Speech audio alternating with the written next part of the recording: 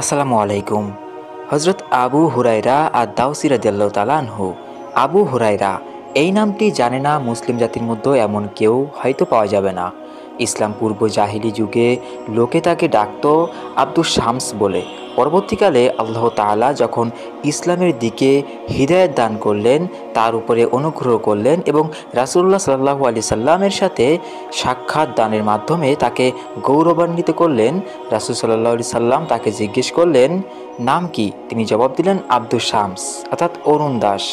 রাসূল সাল্লাল্লাহু আলাইহি সাল্লাম বললেন, না, আজ থেকে তোমার নাম আব্দুর রহমান। আবু হুরায়রা রাদিয়াল্লাহু তাআলা আনহু বলেন, ইয়া রাসূলুল্লাহ, আমার পিতা মাতা আপনার নামে কুরবানির হোক, আমার নাম আজ থেকে আব্দুর রহমানই হবে। আবু হুরায়রা তার কুনিয়াত বা উপনাম। ছোটবেলায় একটি বিড়াল শাবকের সাথে তিনি সবসময় খেলতেন। তা দেখে সাথীরা তার নাম দেন আবু হুরায়রা, যার অর্থ বিড়াল শাবকওয়ালা।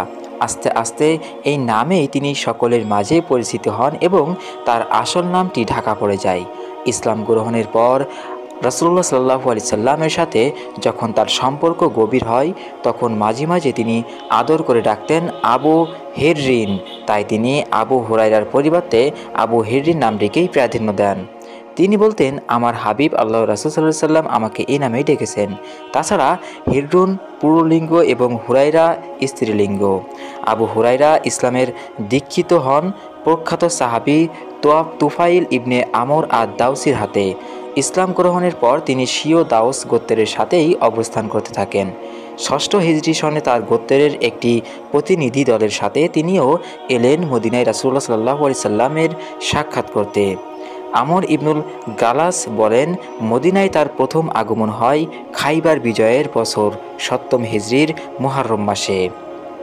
মদিনা আসার পর দাউস গোত্রের এই যুবক নিরবিচ্ছিন্নভাবে রাসূলুল্লাহ সাল্লাল্লাহু আলাইহি সাল্লামের খেদমত ও সাহচর্য অবলম্বন করেন। রাত দিন ২৪ ঘন্টা মসজিদেই অবস্থান করতে থাকেন। সবসময় রাসূলুল্লাহ সাল্লাল্লাহু আলাইহি সাল্লামের কাছ থেকে তালিম ও তারবিয়াত লাভ করতেন এবং তারই ইমামতিতে নামাজ আদায় করতেন। রাসূল সাল্লাল্লাহু আলাইহি সাল্লামের জীবদ্দশায় তার স্ত্রী বা সন্তানাদি ছিল না, একমাত্র তার বৃদ্ধা মা ছিলেন। তার বৃদ্ধা মা ছিলেন, তখনও তিনি পৌত্তলিকতার উপর অটল। আবু হুরায়রা স্নেহময়ী মাকে সর্বদা দাওয়াত দিতেন, আর তিনি অস্বীকার করতেন। এতে তিনি গভীর ব্যথা ও দুঃখ অনুভব করতেন। একদিন তিনি মাকে আল্লাহ ও তার রাসূলের প্রতি ঈমান আনার আহ্বান জানালে তিনি নবী করিম সাল্লাল্লাহু আলাইহি সাল্লাম সম্পর্কে এমন আশ্রব্য কথা বললেন যাতে আবু হুরায়রা ভীষণ মর্মাহত হন। কাঁদতে কাঁদতে তখনই রাসূলুল্লাহ সাল্লাল্লাহু আলাইহি সাল্লামের খেদমতে হাজির হন। রাসূল সাল্লাল্লাহু আলাইহি সাল্লাম তাকে জিজ্ঞেস করলেন, কাঁদছ কেন? তিনি বললেন, আমি সব সময় আমার মাকে ইসলামের দাওয়াত দেই আর তিনি অস্বীকার করেন। প্রতিদিনকার মতো আজও আমি তাকে ইসলামের দাওয়াত দিলাম। তিনি আমাকে আপনার সম্পর্কে এমন তো কথা বললেন যে আমাকে ভীষণ পীড়া দিয়েছে। ইয়া রাসূলুল্লাহ, আপনি আবু হুরায়রার মায়ের অন্তরটি ইসলামের দিকে ঘুরিয়ে দেওয়ার জন্য আল্লাহর দরবারে দোয়া করুন। রাসূল সাল্লাল্লাহু আলাইহি সাল্লাম দোয়া করলেন। আবু হুরায়রা বললেন, আমি রাসূলুল্লাহ সাল্লাল্লাহু আলাইহি সাল্লামের দরবার থেকে বাড়িতে ফিরে গেলাম। দেখি ঘরের দরজাটি বন্ধ, তবে ভিতরে পানি পড়ার শব্দ শোনা যাচ্ছে। আমি ভিতরে প্রবেশ করতে যাব, এমন সময় মা বললেন, আবু হুরায়রা, একটু অপেক্ষা করো। কথা বলে তিনি কাপড় ঠিকঠাক করে নিলেন। তারপর আমাকে ভেতরে ডাকলেন। আমি প্রবেশ করলাম। তখন তিনি পাঠ করলেন, আশহাদু আল্লা ইলাহা ইল্লাল্লাহ ওয়া আশহাদু আন্না মুহাম্মাদান আবদুহু ওয়া রাসূলুহু। আমি আবার রাসূলুল্লাহ সাল্লাল্লাহু আলাইহি সাল্লামের কাছে ফিরে গেলাম। আনন্দে তখন আমি কাঁদছি, যেমন কিছুক্ষণ আগে দুঃখে কেঁদেছিলাম। বললাম, ইয়া রাসূলুল্লাহ, সুসংবাদ, মহান আল্লাহ আপনার দোয়া কবুল করেছেন। তিনি আবু হুরায়রার মাকে হিদায়াত দান করেছেন। আবু হুরায়রার মা ইসলাম গ্রহণ করেছেন। আবু হুরায়রা রাসূল সাল্লাল্লাহু আলাইহি সাল্লামকে ভালোবাসতেন। সেই ভালোবাসা ছিল গভীর। তিনি রাসূল সাল্লাল্লাহু আলাইহি সাল্লামের দিকে ১-২ বার মাত্র তাকিয়ে পরিতৃপ্ত হতেন না। তিনি বলতেন, রাসূল সাল্লাল্লাহু আলাইহি সাল্লাম অপেক্ষা অধিকতর সুন্দর ও দীপ্তিমান কোনো কিছুই আমি দেখিনি। তার চেহারায় যেন সূর্যের কিরণ ঝলমল করতে থাকে। তিনি নবীর সাহাবী হওয়ায় সর্বদা লাভ তিনি নবীর সাহাবী হওয়ায় মর্যাদা লাভ করেছেন এবং তার দ্বীনের অনুসারী হওয়ায় গৌরব অর্জন করেছেন। এজন্য তিনি সবসময় মহান আল্লাহর শুকরিয়া আদায় করতেন। বলতেন, আবু হুরায়রাকে যিনি ইসলামের দিকে হিদায়াত দিয়েছেন, সকল প্রশংসা সেই মহান আল্লাহর, আর সকল প্রশংসা সেই আল্লাহর যিনি আবু হুরায়রাকে কুরআন শিক্ষা দিয়েছেন এবং নবী মুহাম্মদ রাসূলুল্লাহ সাল্লাল্লাহু আলাইহি সাল্লামের সাহচর্য দান করে অনুগ্রহ করেছেন। আবু হুরায়রা রাসূলুল্লাহ সাল্লাল্লাহু আলাইহি সাল্লামের প্রতি যেমন নিবেদিত ছিলেন, তেমনই ছিলেন জ্ঞানের প্রতিও কুরবান। জ্ঞান অর্জন ও জ্ঞান চর্চা তার অভ্যাস ও প্রধান লক্ষ্যে পরিণত হয়েছিল। জাইদ বিন সাবিত রাদিয়াল্লাহু তাআলা আনহু বলেন, একদিন আবু হুরায়রা আমাদের এক বন্ধু ও আমি মসজিদে আল্লাহর কাছে দোয়া করছিলাম। এমন সময় রাসূল করিম সাল্লাল্লাহু আলাইহি সাল্লাম আমরা দেখতে পেলাম যে তিনি এগিয়ে এসে আমাদের মাঝখানে বসলেন। আমরা সবাই চুপ করে গেলাম। তিনি বললেন, তোমরা তোমাদের কাজ আবার শুরু করো। আমি ও আমার বন্ধুটি আবু হুরায়রার আগেই আল্লাহর কাছে দোয়া করলাম। রাসূল সাল্লাল্লাহু আলাইহি সাল্লাম আমাদের দোয়ার সাথে সাথে আমিন বললেন। তারপর আবু হুরায়রা দোয়া করলেন, হে আল্লাহ, আমি আপনার কাছে চাই আমার দুই বন্ধু যা কিছু চেয়েছে, আর সেই সাথে চাই এমন জ্ঞান যা কখনো ভুলে না যায়। এবারও রাসূল সাল্লাল্লাহু আলাইহি সাল্লাম আমিন বললেন। আমরা দুজনও বললাম, আমরাও চাই ভুলে না যায় এমন জ্ঞান। রাসূল সাল্লাল্লাহু আলাইহি সাল্লাম দাউস গোত্রের তিনি বললেন যে, দাউস গোত্রের এই লোকটি এই ক্ষেত্রে তোমাদের দুজনকে হারিয়ে দিয়েছে। আবু হুরায়রা নিজের জন্য যেমন জ্ঞান ভালোবাসতেন, তেমনি অপরের জন্যও। ইতিহাসে এই সম্পর্কিত একটি চমকপ্রদ ঘটনা উল্লেখ রয়েছে। একদিন তিনি মদিনার বাজারে গেলেন। সেখানে বেচাকেনা, লেনদেন ইত্যাদির মধ্যে মানুষের নিমগ্নতা দেখে বিস্মিত হলেন। থমকে দাঁড়িয়ে বললেন, ওহে মদিনাবাসী, তোমরা দারুণভাবে বঞ্চিত। লোকরা জিজ্ঞেস করল, আবু হুরায়রা, আপনি আমাদের বঞ্চনার কি দেখলেন? তিনি বললেন, রাসূলুল্লাহ সাল্লাল্লাহু আলাইহি সাল্লামের মিরাস তথা উত্তরাধিকার বণ্টিত হচ্ছে, আর তোমরা এখানে বসে আছো। সেখানে গিয়ে তোমাদের নিজ নিজ অংশগুলি নিয়ে নাও। তারা বলল, কোথায়? তিনি বললেন, মসজিদে। লোকেরা মসজিদের দিকে ছুটে গেল। আবু হুরায়রা তাদের অপেক্ষায় সেখানে দাঁড়িয়ে রইলেন। কিছুক্ষণ পর তারা ফিরে এসে বলল, আবু হুরায়রা, আমরা তো মসজিদে গিয়েছি, ভেতরেও প্রবেশ করেছি, কিন্তু কোনো কিছুর বন্টন হচ্ছে এমন তো দেখলাম না। তিনি বললেন, মসজিদে তোমরা কাউকে দেখোনি? তারা বলল, অবশ্যই দেখেছি। কিছু লোক নামাজে দণ্ডায়মান, কিছু লোক কুরআন তিলাওয়াতে মশগুল এবং কিছু লোক হারাম হালাল সম্পর্কে পরস্পর আলোচনারত। তিনি বললেন, তোমাদের ধ্বংস হোক। এই তো রাসূলুল্লাহ সাল্লাল্লাহু আলাইহি সাল্লামের মিরাজ। আবু হুরায়রা মুসলিম উম্মাহর জন্য নবীর হাজার হাজার হাদিস স্মৃতিতে ধারণ করে সংরক্ষণ করে গিয়েছেন। সহিহ বুখারীতে আবু হুরায়রা থেকে বর্ণিত একটি হাদিস রয়েছে। তিনি বলেন, রাসূলুল্লাহ সাল্লাল্লাহু আলাইহি সাল্লামের সাহাবীদের মধ্যে একমাত্র আব্দুল্লাহ ইবনে উমার ব্যতীত আর কেউই আমার থেকে বেশি হাদিস বর্ণনাকারী নেই। আর তাও এই জন্য যে তিনি হাদিস লিখতেন আর আমি লিখতাম না। রাসূলুল্লাহ সাল্লাল্লাহু আলাইহি সাল্লাম থেকে এত বেশি হাদিস বর্ণনার ব্যাপারটি অনেকেই সন্দেহের দৃষ্টিতে দেখত। তাই তিনি বলেন, তোমরা হয়তো মনে করছো আমি খুব বেশি হাদিস বর্ণনা করি। আমি ছিলাম রিক্ত হস্ত, দরিদ্র, পেটে পাথর বেঁধে সর্বদা রাসূলুল্লাহ সাল্লাল্লাহু আলাইহি সাল্লামের সাহচর্যে কাটাতাম। আর মুহাজিররা ব্যস্ত থাকত তাদের ব্যবসা বাণিজ্য এবং আনসাররা তাদের ধন সম্পদের রক্ষণাবেক্ষণে।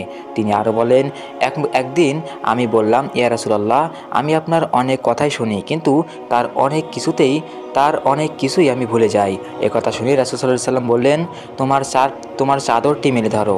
আমি মেলে ধরলাম। তারপর বললেন, তোমার বুকের সাথে লেপ্টে ধরো। আমি লেপ্টে ধরলাম। এরপর থেকে আর কোনো কথাই আমি ভুলিনি। ইমাম বুখারী বলেন, 800রও বেশি সাহাবী ও তাবেঈ তার নিকট থেকে হাদিস বর্ণনা করেছেন। সাহাবীদের মধ্যে যারা তার থেকে হাদিস বর্ণনা করেছেন তাদের মধ্যে ইবনে আব্বাস, ইবনে উমার, জাবির, আনাস ও ওয়াসিলা রাদিয়াল্লাহু তাআলা আনহু প্রমুখ বিশেষে উল্লেখযোগ্য। জ্ঞান অর্জনের প্রতি অতিরিক্ত মনোযোগ এবং রাসূল সাল্লাল্লাহু আলাইহি সাল্লামের মজলিসের উপস্থিতির ব্যাপারে অত্যাধিক গুরুত্ব প্রদানের কারণে জীবনে তিনি এত ক্ষুধা ও দারিদ্র্য সহ্য করেছেন যে তার সমকালীনদের মধ্যে কেউ তা করেননি। নিজের সম্পর্কে তিনি বলেছেন, মাঝে মাঝে আমি এত ক্ষুধার্ত হয়ে পড়তাম যে কষ্ট সহ্য করতে না পেরে রাসূলুল্লাহ সাল্লাল্লাহু আলাইহি সাল্লামের কোনো সাহাবীর নিকট কুরআনের কোনো একটি আয়াত সম্পর্কে জিজ্ঞেস করতাম, অথচ আমি তা জানতাম। আমার উদ্দেশ্য হতো হয়তো তিনি আমার এই অবস্থা দেখতে পেয়ে আমাকে সঙ্গে করে তার বাড়িতে নিয়ে আহার করাবেন। একদিন আমার ভীষণ ক্ষুধা পেল। ক্ষুধার যন্ত্রণায় আমি পেটে একটি পাথর বেঁধে নিলাম। তারপর সাহাবীদের গমনাগমন পথে বসলাম। আবু বকরকে দেখলাম যেতে, দেখে তাকে একটি আয়াত সম্পর্কে জিজ্ঞেস করলাম। মনে করেছিলাম তিনি আমাকে তার সাথে যেতে বলবেন, কিন্তু তিনি ডাকলেন না। তারপর এলেন ওমর ইবনুল খাত্তাব, তাকেও একটি আয়াত সম্পর্কে জিজ্ঞেস করলাম, তিনিও কিছু বললেন না। সবশেষে এলেন রাসূল সাল্লাল্লাহু আলাইহি সাল্লাম। তিনি আমার প্রচণ্ড ক্ষুধা অনুভব করলেন। বললেন, আবু হুরায়রা। বললাম, লাব্বাইক ইয়া রাসূলুল্লাহ। একথা বলে পেছনে পেছনে আমি তার বাড়িতে গিয়ে ঢুকলাম। রাসূল সাল্লাল্লাহু আলাইহি সাল্লাম বাড়িতে ঢুকে এক পেয়ালা দুধ দেখতে পেলেন। বাড়ির লোকদের জিজ্ঞেস করলেন, দুধ কোথা থেকে এসেছে? তারা বললেন, আপনার জন্য অমুক পাঠিয়েছে। রাসূল সাল্লাল্লাহু আলাইহি সাল্লাম বললেন, আবু হুরায়রা, তুমি আহলুস সুফফার নিকট গিয়ে তাদের একত্রিত করো। একথা বলার পর আমি খুবই মনক্ষুণ্ণ হয়েছিলাম। আমি মনে মনে বলছিলাম, মাত্র এক পেয়ালা দুধ আহলুস সুফফার এতগুলি লোকের কি হবে? আমি চাচ্ছিলাম প্রথমে আমি পেট ভরে পান করি, তারপর তাদের কাছে যাই। যাই হোক, আমি আহলুস সুফফার কাছে গেলাম এবং তাদের ডেকে একত্রিত করলাম। তারা সমবেত হয়ে রাসূলুল্লাহ সাল্লাল্লাহু আলাইহি সাল্লামের কাছে বসলেন। তিনি বললেন, আবু হুরায়রা, তুমি পেয়ালাটি নিয়ে তাদের হাতে দাও। আমি এক এক করে সবার হাতে দিলাম এবং তারা সবাই পান করে পরিতৃপ্ত হলো। তারপর পেয়ালাটি হাতে নিয়ে আমি রাসূলুল্লাহ সাল্লাল্লাহু আলাইহি সাল্লামের কাছে ফিরে এলাম। তিনি মাথা উঁচু করে আমার দিকে চেয়ে মৃদু হেসে বললেন, তুমি আর আমিই বাকি আছি। বললাম, সাদাকতা ইয়া রাসূলুল্লাহ, সত্যিই বলেছেন হে আল্লাহর রাসূল। তিনি বললেন, তুমি পান করো। আমি পান করলাম। তিনি বললেন, আরও পান করো। আমি আরও পান করলাম। এভাবে তিনি বারবার পান করতে বললেন আর আমি বারবার পান করলাম। শেষে আমি বললাম, যিনি আপনাকে সত্য সহকারে পাঠিয়েছে তার শপথ, আমি আর পান করতে পারছি না। অতঃপর রাসূলুল্লাহ সাল্লাল্লাহু আলাইহি সাল্লাম পেয়ালাটি হাতে নিয়ে বাকিটুকু পান করলেন। এত চরম দারিদ্র্য ও দুরবস্থার মধ্যে আবু হুরায়রাকে অবশ্য বেশি দিন থাকতে হয়নি। অল্পকালের মধ্যেই মুসলমানদের হাতে ধন ও ঐশ্বর্য আসে। চতুর্দিক থেকে প্রবহমান গতিতে গনিমতের মাল মুসলমানদের হাতে আসতে থাকে। আবু হুরায়রা অর্থ, বাড়ি, ভূসম্পত্তি, স্ত্রী ও সন্তানাদি সব কিছুর অধিকারী হন, কিন্তু এসব তার মহান অন্তর্করণের উপর কোনো প্রভাব ফেলতে পারেনি। তিনি তার অতীত দিনের কথা একদিনের জন্য ভোলেননি। সবসময় তিনি বলতেন, ইয়াতিম অবস্থায় বড় হয়েছি, রিক্ত হস্তে হিজরাত করেছি, পেটে ভাতে বুসরা বিন্তু গাজওয়ানের মজদুরি খেটেছি। তারা তখন কোথাও তাঁবু ফেলতো, তাদের নানা রকম ফুটফরমাশ পালন করতাম, আর যখন তারা বাহনে আরোহণ করত তাদের উটগুলি তাড়িয়ে নিতাম। অবশেষে আল্লাহ তাআলা বুসরাকে আমার স্ত্রী হিসাবে দান করেছেন। সকল প্রশংসা আল্লাহর, যিনি তার দিনকে শক্তিশালী করেছেন এবং আবু হুরায়রাকে সেই দিনের একজন নেতা বানিয়ে দিয়েছেন। দ্বিতীয় খলিফা হযরত উমর রাদিয়াল্লাহু আনহু আবু হুরায়রাকে বাহরাইনের শাসক নিযুক্ত করেছিলেন। তারপর তাকে অপসারণ করেছেন। তারপর আবার নিযুক্ত করতে চাইলে তিনি প্রত্যাখ্যান করেন এবং মদিনা ত্যাগ করে আকিক নামক স্থানে গিয়ে বসবাস করতে থাকেন। হযরত মুয়াবিয়ার শাসনামলে আবু হুরায়রা একাধিকবার মদিনার শাসক নিযুক্ত হয়েছিলেন, তবে শাসন ক্ষমতা, তার স্বভাবগত মহত্ব, উদারতা ও অল্পে তুষ্টি ইত্যাদি গুণাবলীতে কোনো পরিবর্তন সৃষ্টি করতে পারেনি। আবু হুরায়রা তখন মদিনার শাসক। তিনি নিজ পরিবারের জন্য কাঠের বোঝা পিঠে চাপিয়ে মদিনার একটি রাস্তা দিয়ে যাচ্ছিলেন। পথে সালাবা ইবনে মালিকের পাশ দিয়ে অতিক্রম করার সময় বললেন, সালাবা, আমিরের জন্য পথটা একটু ছেড়ে দাও। সালাবা বললেন, আল্লাহ আপনার উপর রহম করুন, এত প্রশস্ত পথ দিয়েও আপনি যেতে পারছেন না? তিনি বললেন, তোমাদের আমির ও তার পিঠের বোঝাটির জন্য পথটা প্রশস্ত করে দাও। অগাধ জ্ঞান, সীমাহীন বিনয় ও উদারতার সাথে আবু হুরায়রার মধ্যে তাকওয়া ও আল্লাহ প্রীতির এক পরম সম্মিলিত সম্মেলন ঘটেছিল। তিনি দিনে রোজা রাখতেন, রাতের 3 ভাগের প্রথম ভাগ নামাজে অতিবাহিত করতেন, তারপর স্ত্রীকে ঢেকে দিতেন। তিনি রাতের দ্বিতীয় ভাগ নামাজে কাটিয়ে তাদের কন্যাকে জাগিয়ে দিতেন। কন্যা রাতের বাকি অংশটুকু নামাজে দাঁড়িয়ে অতিবাহিত করতেন। এভাবে তার বাড়িতে সমগ্র রাতের মধ্যে ইবাদত কখনো বন্ধ হতো না। আল্লামা ইবনে হাজার আসকিলানি আল ইসাবা গ্রন্থে আবু সুলাইমানের সূত্রে উল্লেখ করেছেন, আবু হুরায়রা 78 বছর জীবন লাভ করেছিলেন। রাসূলুল্লাহ সাল্লাল্লাহু আলাইহি সাল্লামের জীবনকালে তার বয়স হয়েছিল 30 বছরের কিছু বেশি।